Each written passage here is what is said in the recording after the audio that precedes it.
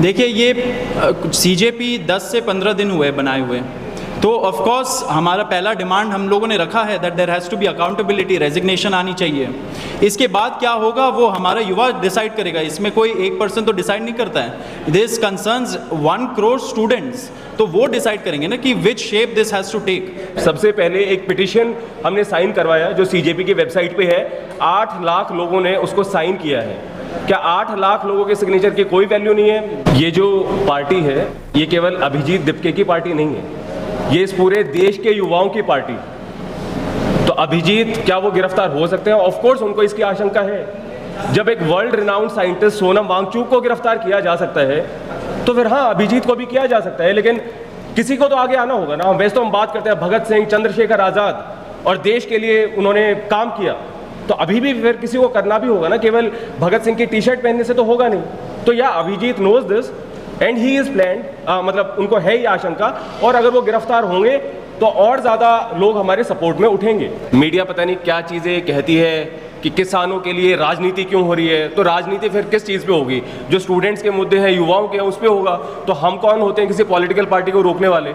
As I said, लोकतंत्र ये नहीं है केवल कि party, electoral politics. The point is कि सरकार को जनता के लिए काम करना है, और अगर जनता के लिए वो काम सही से नहीं करती है तो कोई भी जो अवेयर है, वो कोई स्टूडेंट हो सकता है, कोई सिविल सोसाइटी से हो सकता है, कोई जर्नलिस्ट हो सकता है, कोई पॉलिटिकल पार्टी से, सबको बोलना चाहिए। हम बस इतना बता सकते हैं कि ये लड़ाई किसी इंडिविजुअल की लड़ाई नहीं है, ये एक पूरी जनरेशन की लड़ाई है।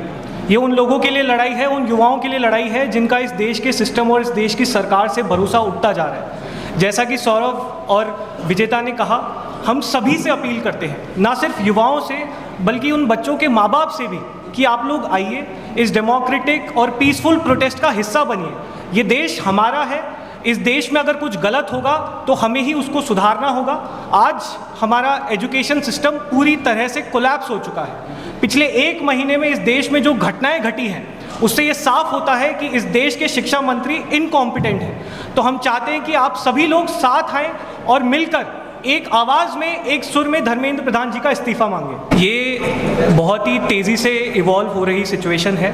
हम पिछले 15 दिन से धर्मेंद्र प्रधान जी के रेजिग्नेशन की मांग कर रहे हैं। अगर अगले कुछ 2 दिनों में धर्मेंद्र प्रधान जी की अंतरात्मा जागती है और वो इस्तीफ़ा देने के लिए तैयार होते हैं, वो इस्तीफ़ा देते हैं, तो उसके आगे की कार्रवाई कॉकरोच जनता पार्टी और अभिजीत दिपके जी किस तरह से करते हैं वो आपको सही समय पर बताया जाए। हम चाहते हैं, जैसा कि हमने कहा, हम तो बल्कि स्वागत करेंगे कि सभी पार्टियां, सभी ऑर्गेनाइजेशन, सभी सिविल सोसाइटी, सभी एक्टिविस्ट, सभी इंडिविजुअल्स साथ आकर एक सुर में धर्मेंद्र प्रधान जी का इस्तीफ़ा मांगे।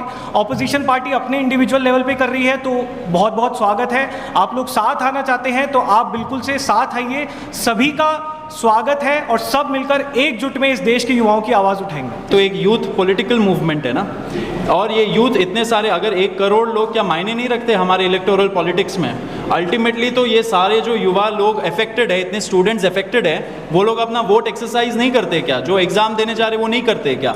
तो ultimately all of that comes to that. लेकिन अभी जो हम लोगों का प्रॉब्लम है, विच इज़ जितने पेपर लीक्स हो रहे हैं, एग्जाम्स में ग्लिचेस हो रहे हैं, एंड अभी नहीं हो रहा है, इतने सालों से हो रहा है, तो it is against an incompetent system and people who are leading it.